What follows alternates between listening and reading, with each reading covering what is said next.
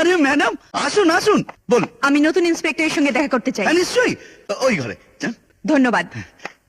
আসতে পারি? আসুন, বলুন আপনার জন্য আমি কি করতে পারি। আমি একটা কেস করতে এসেছি। এতদিন চন্দনগড় থানা ছিল বটে, কিন্তু তার কোনো কাজ ছিল না। এখানকার সব পুলিশগুলোই ছিল মাটির পুতুল। আর আজ আপনি আসাতে সবার মনেই সাহস এসেছে। বসুন।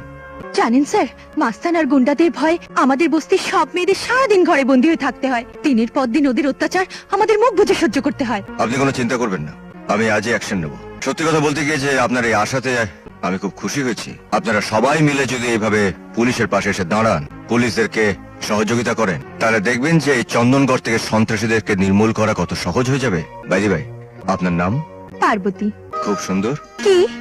আপনার হাতের রান্না, জানেন আপনার ওই পায়েসের স্বাদ এখন আমার জিভে লেগে আছে। পারি বলছেন না তো?